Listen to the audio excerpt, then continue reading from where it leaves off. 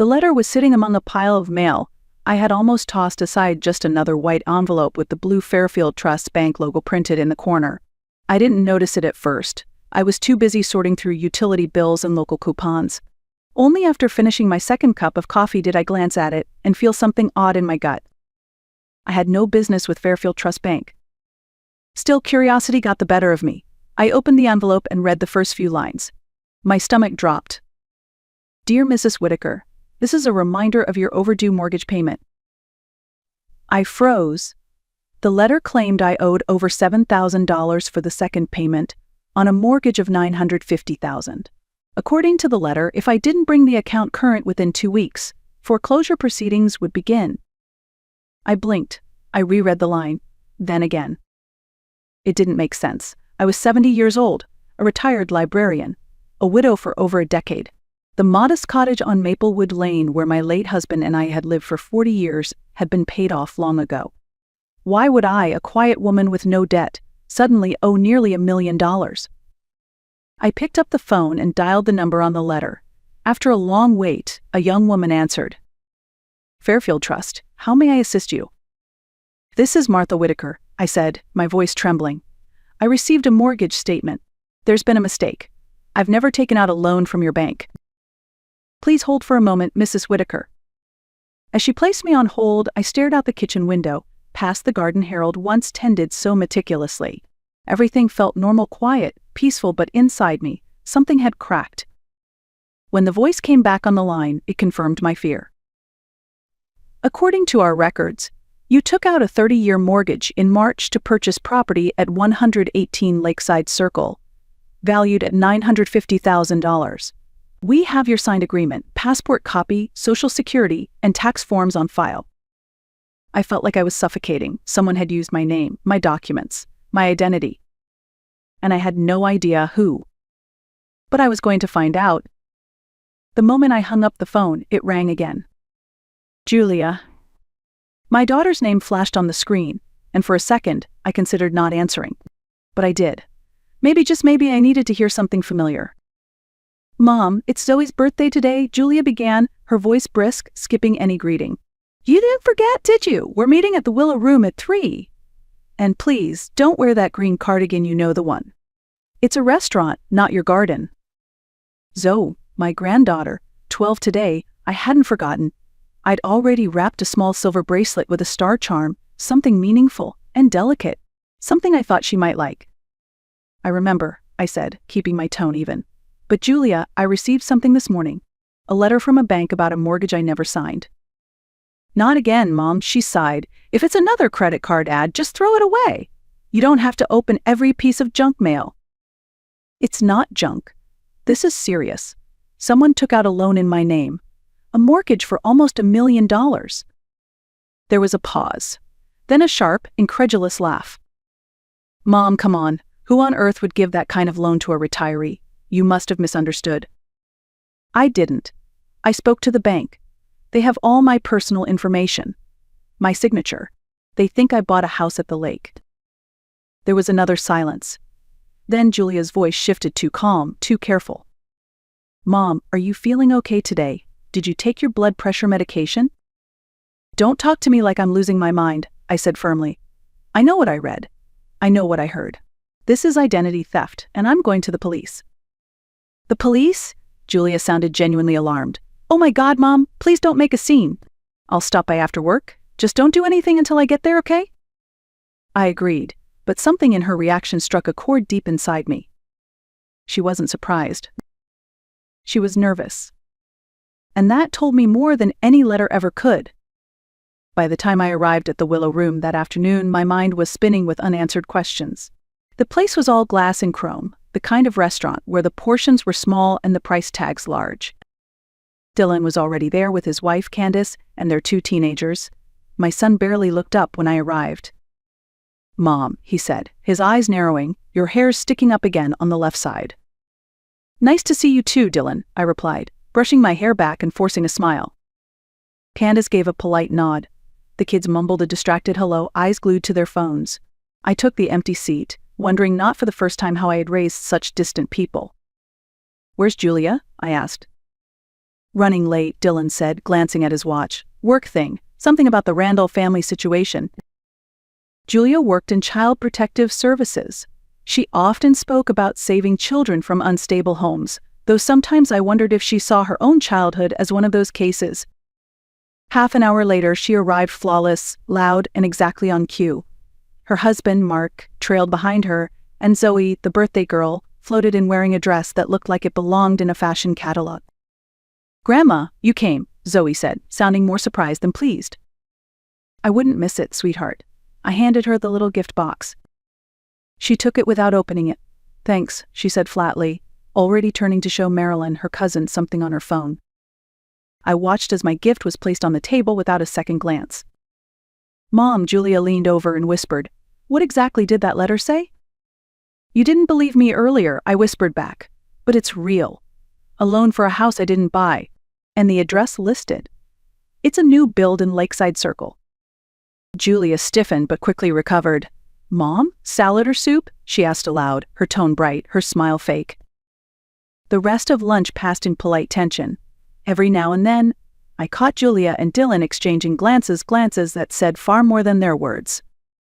When I returned home, I sat down at my computer. I wasn't great with technology, but I could manage a simple search. I typed in the address from the letter.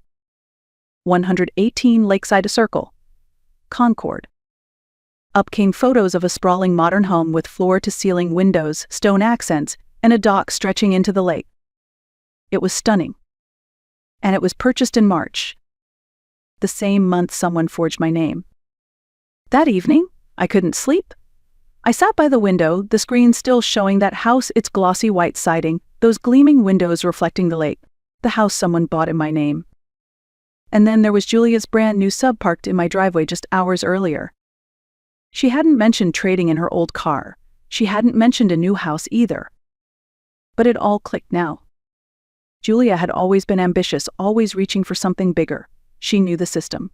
She worked in it. She had access. She had my documents. And she thought I'd be too slow, too confused to ever find out. She was wrong. The next morning, I pulled out the old city directory and found the name I was looking for: Rowan Gates, elder law specialist. Her card read, "Protecting your rights when others try to take them." I dialed her number, half expecting to be brushed off or placed on a weeks-long wait list.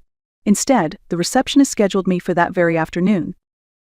Rowan's office was located in a modest brick building in downtown Concord. Inside, it felt more like a home than a law firm. Plants on every windowsill, sunlight pouring through sheer curtains. Rowan herself stood when I entered.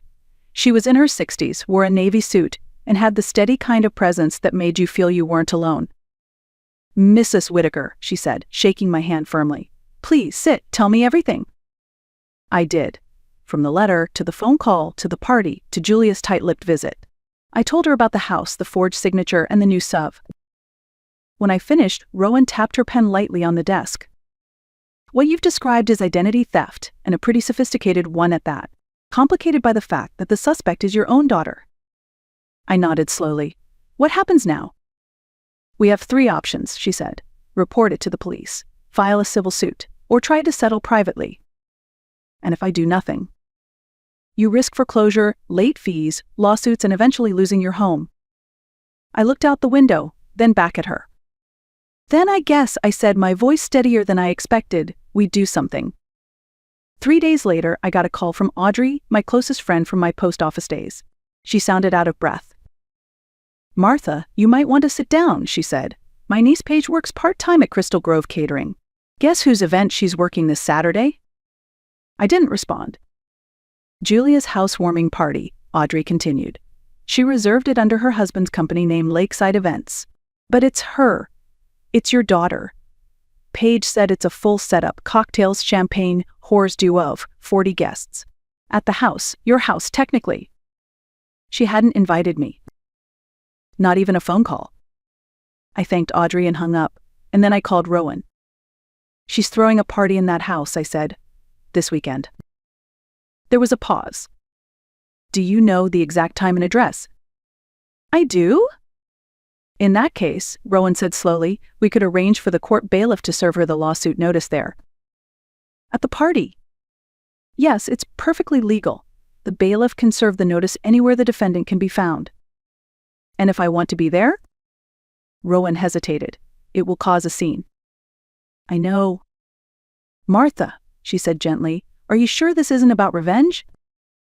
I thought for a moment. No. I want her to see that I'm not the invisible old woman she thinks I am. I want her to see that I won't be silenced. Saturday arrived, clear skies, perfect weather for a lakeside celebration. I stood in front of the mirror in a dark blue dress with a crisp white collar. Neat. Understated. I curled my hair and added a touch of lipstick. I didn't look like someone defeated. I looked like someone ready to be seen. I took a cab to a small cafe near Lakeside Circle where Rowan waited with the bailiff, Mr. Elliot Nash, a tall man in a crisp suit with a calm, capable demeanor. He outlined the plan. He would enter as a catering staff member and serve Julia the notice inside the party. You can stay outside, Rowan offered, or come in. I'm going in, I said. She deserves to know I'm not hiding. The three of us walked the short distance to 118 Lakeside Circle. From the street, the house looked like a magazine cover, soft lights glowing from inside, people in cocktail attire mingling on the back patio, laughter echoing faintly. We rang the bell. A young woman in catering black opened the door. Extra staff? She asked. Yes, nodded. I'm with Crystal Grove, and this is the quality inspector. Come in. The house smelled of new wood and money. Music played softly. I recognized at least two neighbors. Julia was in the center of it all, holding a glass of champagne. When she saw me, her smile froze. Mom? And then she saw Mr. Nash. Mrs. Julia Caldwell, he asked evenly. Yes? I'm here on behalf of Concord District Court. You're being served with a civil suit for fraud and forgery. The room went silent. And for once, my daughter had nothing to say. The room stood in stunned silence. Julia held the legal documents like they were foreign objects, her knuckles turning white as she clutched the pages. Her champagne glass trembled slightly, the golden liquid rippling with every small shake of her hand. What is this? Some kind of joke? Mark, her husband, stepped forward, his voice rising. No joke, I said calmly. Your wife used my name to take out a mortgage for this house. Without my knowledge, without my consent. That's ridiculous, Julia snapped, her voice tight with panic. You said you'd help. You gave me permission. Where's the paperwork then? I asked. Where's the power of attorney you claim I signed? Why did you forge my signature instead? Julia's face flushed a deep red. Mark looked at her, eyebrows raised. It was clear now he hadn't known the full story either. You've embarrassed yourself, Julia hissed, lowering her voice. And me. In front of everyone. No, I corrected her. You embarrassed yourself. I'm just standing up for what's mine. My son Dylan appeared from the side of the room, arms folded. Come on, Mom. You're making a big deal out of something that could have been solved in private. Private? I turned to him. You knew, didn't you? You knew and you said nothing. He shifted uncomfortably, not answering. Julia stepped toward me, voice shaking with anger. Get out, right now. Gladly, I said, but before I go I want to see the house you stole in my name. I think I've earned at least that much. Mark looked horrified. Wait, this place is in your mother's name. Not directly, I replied. It was bought through a shell company set up under Mark's name. Caldwell Holdings. Nice try at hiding the trail. Guests were slowly backing away, murmuring among themselves, avoiding eye contact. Someone near the kitchen picked up a coat. Others headed for the door. Julia was unraveling, fury written all over her face, but I wasn't there to fight. I was there to be heard. To anyone listening, I said, let this be a lesson. Never assume someone's too old or too quiet to stand up for themselves. I turned to leave, then paused. And Julia, I added without raising my voice, you've taken enough from me. You won't take my dignity too. And with that, I walked out of the house she could no longer hide behind. The lawsuit moved forward quickly. Rowan filed all the necessary paperwork. We had more than enough evidence. A copy of the loan agreement with a clearly forged signature, my medical records proving I was at St. James Clinic the exact hour the documents were supposedly signed, and payment records showing that the mortgage had been serviced through Caldwell Holdings, a company set up just 2 months before the purchase. Julia tried to delay, hiring a high-priced attorney from the city. He argued I had given verbal consent, that this was a misunderstanding between family members. But the judge wasn't swayed. A woman in her 70s with gray hair pulled into a tight bun, she had seen too much to fall for theatrics. She listened carefully as Rowan presented each document, each timeline, each piece of proof that pointed not to confusion but premeditation. After the second hearing, the judge looked straight at Julia and said, "This court does not treat elder financial abuse lightly, even when it's committed by family. Especially when it's committed by family." She ruled in my favor. The loan was declared void. My name was cleared of any financial responsibility.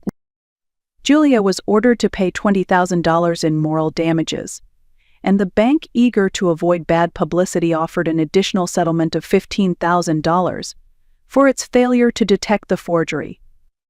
The house on Lakeside Circle was seized by the bank. Julia and Mark moved into a small apartment in the northern part of town. Shortly after, Mark filed for divorce. He claimed he'd been kept in the dark about most of the financial decisions and didn't want to be dragged into legal scrutiny. So he also filed for joint custody of Zoe. As for Dylan, he stopped answering my calls altogether. His wife, Rachel, messaged once just to tell me I was no longer welcome to visit their children. "They're too young to be caught up in family scandals," she wrote. I was left alone. No birthday invitations, no holiday calls, no photos of my grandchildren on the fridge. And yet, for the first time in years, I could breathe. There were no more veiled insults at family dinners, no forced smiles, no sense that I had to shrink myself to be tolerated. I had lost my children, but I had found my self-respect. And as painful as that truth was, it was better than the lie I had lived for far too long. The lie that silence was safer than standing tall. The days that followed were quiet. Too quiet at first. I would still walk past the hall table expecting a voicemail light to blink, or glance at my phone waiting for Zoe's name to pop up. But they didn't call, and I stopped waiting. Audrey, bless her, became my daily companion. She brought over scones, stage-stamped tea, and updated me on town gossip. One afternoon she looked at me over her cup and said, "Now that you fought for your dignity, what are you going to do with it?" I laughed, unsure. "I don't know. I've lived my whole life for other people. First Harold. Then the kids. Time to live for yourself." I hesitated, unsure how to do that after 70 years. So Audrey made a plan. She signed us both up for a computer literacy course at the community center. Twice a week we learned how to use spreadsheets, write emails, and navigate social media. It wasn't easy, but it was ours. And then, one evening, Audrey brought out a travel brochure. "Venice," she said, tapping a glossy photo of gondolas gliding down narrow canals. "You once told me you and Harold always wanted to go." "That was a long time ago," I said. "Doesn't mean it's too late." She was right. Thanks to the compensation from the court, and for once, no children siphoning my savings, I booked the tickets. 2 weeks in Italy with my best friend. It wouldn't erase what happened, but it would be a beginning, a step toward healing. I didn't know if Zoe would ever understand what happened or if Dylan and Julia would ever speak to me again. Maybe one day, maybe not. But I no longer defined my worth by their approval. I was still a mother. But more than that, I was a woman who had taken back her voice, her name, her power. And that would carry me forward. To Venice. To freedom. To the life I finally chose for myself. Sometimes the people who hurt us the most are the ones we once lived for. And standing up to them doesn't mean you failed as a parent, it means you've finally chosen yourself. Martha's story is a reminder that dignity has no age limit, and justice doesn't always come with applause. But when it does come, it's worth everything. If this story moved you or reminded you of your own strength, let us know in the comments. Share it with someone who needs to hear it. And don't forget to like and subscribe. Because every voice matters, and every story deserves to be heard.